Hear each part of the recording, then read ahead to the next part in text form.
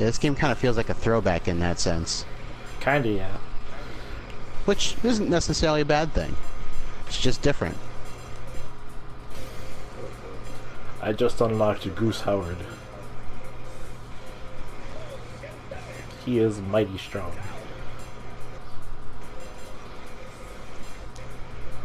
I would really love to learn to play Nelson, but I am awful with characters who are like, well, my entire actual moveset is command normal chains.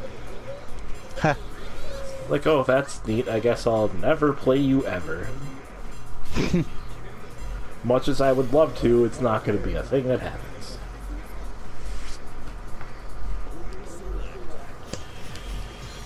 I am awful at remembering command chains.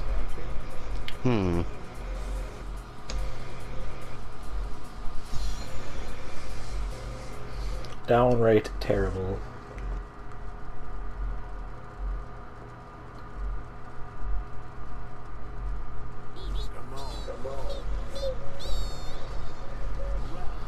I have some opinions about Sylvie. None of them are good. I bet you do.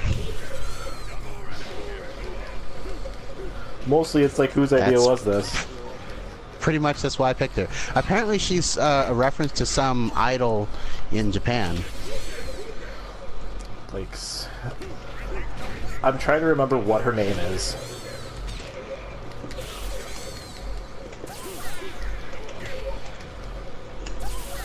But it's like the name is almost like it's pretty obviously so.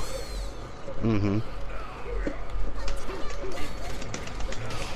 Fucking geese, how do you work again? Other than Repuken, Got I a got nice that. run.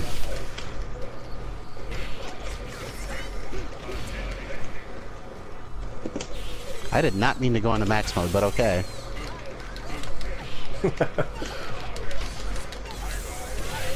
Ooh. You want lightning? I'll give you lightning. Mighty strong. Geese looks like he's carved out of stone. He might be. Look at that chiseled body. Perhaps literally, maybe figuratively. Yep.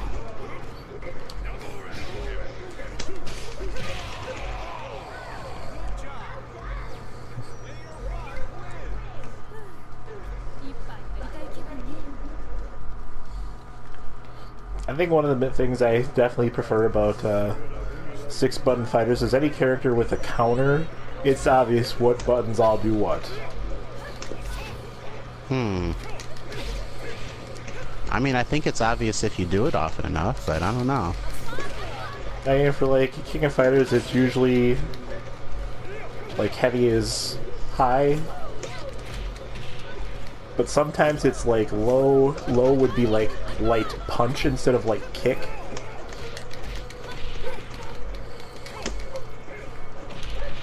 And it's kind of like, okay, like I should know that, but when that input would do something else normally.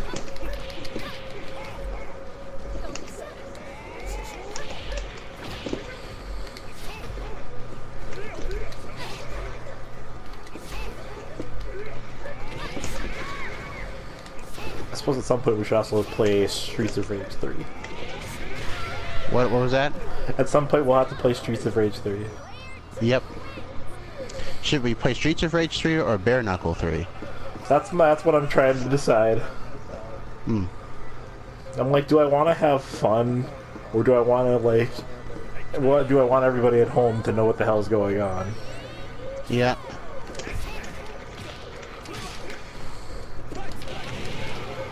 It's a difficult decision.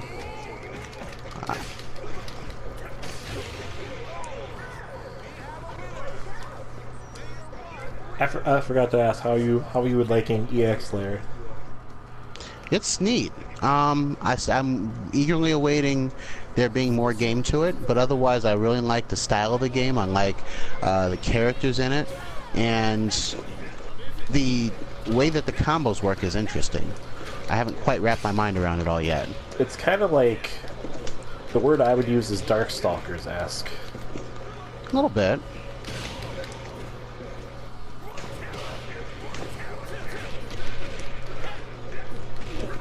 Like, I would say basically any fighter that kind of has like that loose chain thing going is aping on Darkstalkers a little bit. Whether or not they want to or not. Yep. The Darkstalkers kind of did it first.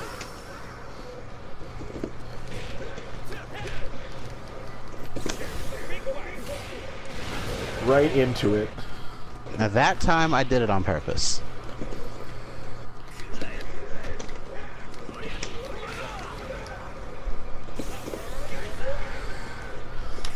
I mean, I could have ran into it, but I chose not to. Ooh! Ooh! Deepest cut. That was a good one. I'm not gonna lie, I'm like, is this the right input? Nah, you got it.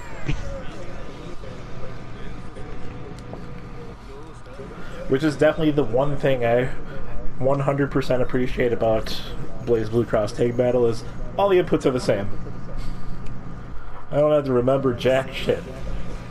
When you say all the inputs are the same, what do you mean? Like, everything is either quarter circle forward or quarter circle back. Oh, very simple. With the occasional down-down motion.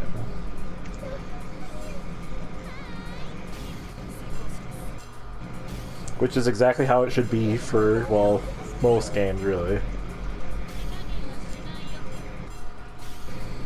Perhaps not quite that uniform for everybody. I need me some Shoryuken motions in there too, but... Well, mostly I just want every character to feel somewhat unique. So, I understand why they all have different motions. The worst is even if that means that some characters just aren't for me. The worst is when they take, like, the, well, I guess it's more like the Arc System Works approach, where it's like, this character has a million moves, we use literally every input possible. Not to mention, they have a special gimmick that only they use, and a meter that goes along with it. That's completely different from every other meter in the game. And if you're playing as the EX version, it's a completely new character, and we're not going to tell you their move list at all. Because BlazBlue was kind of amazing. Like, every character was a mechanic in and of themselves. Like, all of them played by a different set of rules. Which I 100% appreciate, but at the same time, like, Arc System Works games are really difficult for me to, like, get a grip on. Yeah, they're very complicated. For that reason. Mm-hmm. Here's Arc System Works like, yeah, we're totally going to make our games more accessible. We may have bottled ourselves, put ourselves in a corner on that one.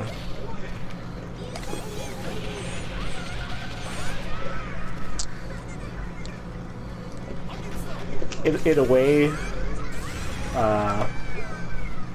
Cross Tag Battle feels sort of like the pendulum swung too far in the other direction, but I still would rather have that than the other side of that. Yeah. Everything is a pretzel motion. Yeah, I'm not entirely fond of that. Geese is for pros. And crazy people.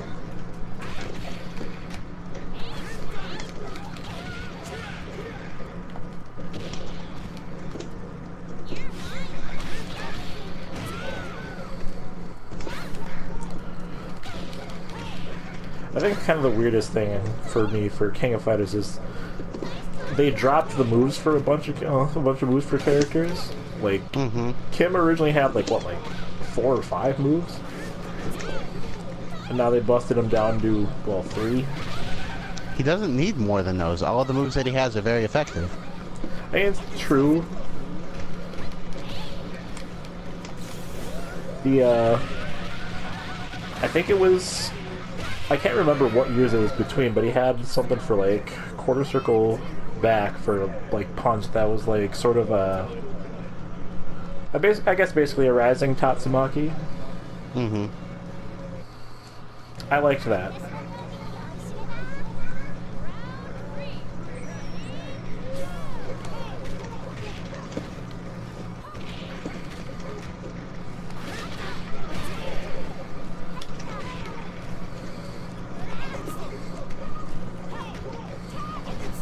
I forget how much is Angel on. Sorry, on Hell. Fucking Mexico. How much has she changed from, what, 2K2? Not 2K, a whole lot, 2K1? honestly. She was in 2K1 and 2K2, yeah. And Ultimate Match, of course. I looked at her move list and I was like, yeah, this isn't happening. She's got that crazy chain thing going on. Mm-hmm. Which is funny, because the only other game I've seen that kind of thing in is Bloody Roar, of all things. That's exactly what I was going to say, too. I'm like, Because Long and Shenlong had that. I think, like, Yuriko And had it Yuriko, yeah. not And I the used to same use degree. Yuriko also, so...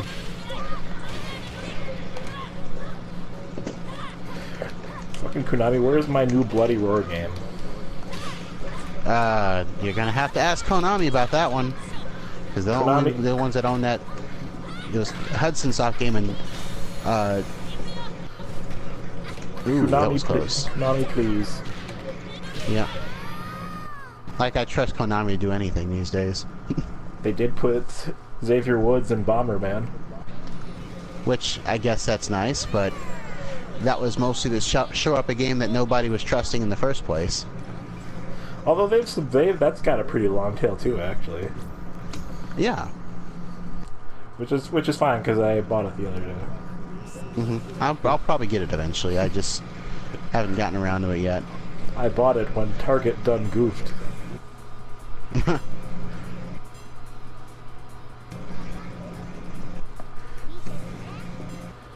Definitely would have been disappointed if all of those things had actually appropriately stacked, but whatever, I'll take what I can get. At the end of the day, my like $950 purchase got knocked down to like $350. Huh. And now I can finally watch My Hero Academia. Because you're too cheap for Crunchyroll? Well, less that, more like... I'm kind of like a one streaming service kind of guy. Okay. I'm like, I actually 100% do not feel like remembering what's on what service. I can kind of understand that, I guess. Which is why that whole thing with, like, God, what was it? Disney wanting to do their own... It's like, no. DC wants to do their own as well. Which I'm kind of annoyed about because I'm totally going to end up getting it because I want to watch Injustice, so... It's like, guys, no, stop, don't do that.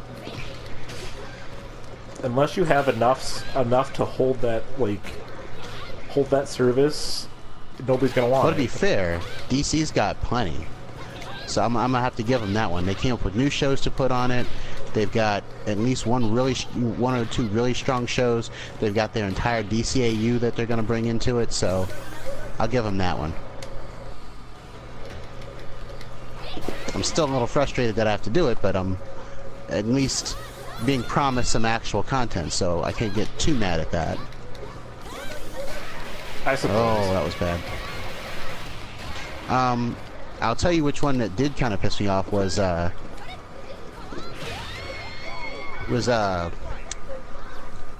CBS one. Do you want to watch Star Trek? That's literally the only reason that I have it. Or had it. Because it's not on right now. If your answer is yes, you are in luck. You can watch Star Trek. Yeah, and I think they know that. Like, there's like 2 shows on CBS All Access that are unique to that service, and the rest of it is all just stuff that you can watch on CBS. Which I guess if you don't have regular TV is probably a good idea, but I can't think of too many people who don't have regular TV that would watch anything on CBS other than Star Trek. Like, it doesn't make any sense. I don't think there's an overlap there. It's sort of like people. I would suspect most people are within our age range that watch anything on ABC. It's going to be like Agents of S.H.I.E.L.D. Yep, that's about it. Which was fantastic this season, by the way. Was it season 5 or season 6? We're on season 5 now. Because I remember, like, more got added to Netflix. I'm like, God, finally. More stuff I can fucking binge on. Yep. It was good. Did you have how much of it did you watch so far? I think I finished I can't remember if it was season 4 that I finished or season 3 last. I think What was happening in it? I'm trying to remember. Okay. It's been a hot minute. Yeah, I'm just trying to think because there was the stuff with the Inhumans, and then the next season. Boy, I don't remember season 3 at all. To be perfectly honest. Wasn't that the one with Ward being an alien? Oh yeah, the Hydra season, the return of the big deal Hydra season, and the alien world. And God, what was it? What season 4 was? Robot Girl in Love. Or was that part of? No, it wasn't that part was of the most. That was second to last season. So half of it was LMD, or half of it was about Ghost Rider, and half of it was about LMDs. Yeah, that's the last thing I remember. virtual reality. So you saw that season. Yeah. Isn't it crazy how that guy that played Ward was like in every season doing something? I feel bad too. Like, I don't care what anybody says. I feel like they could have done something with Ward, and they're just like, nah, we don't want to. Yeah, like I think they realized we got a talent here. It's kind of like Star Trek Next Generation, Denise Crosby, and how they killed her off, her character off. They killed Yar off in like the 12th episode of the entire series, and just a really stupid, pointless death. And then they brought her back in a like an alternate reality episode, and then they built off of that and said, okay, well, she existed in the in the universe at that point in time, and she got captured by the Romulans, and now there's a half human, half Romulan running around in the Empire now, and she's a villain. So she got to come back a bunch of times. Hell, she's in the Star Trek MMO as a major character. Sulu is there, by but her. he's son of Sulu, great grandson of Sulu, great descendant of Sulu. Well, there's a daughter of Sulu in one of the movies. Not making that up. She was in Generations.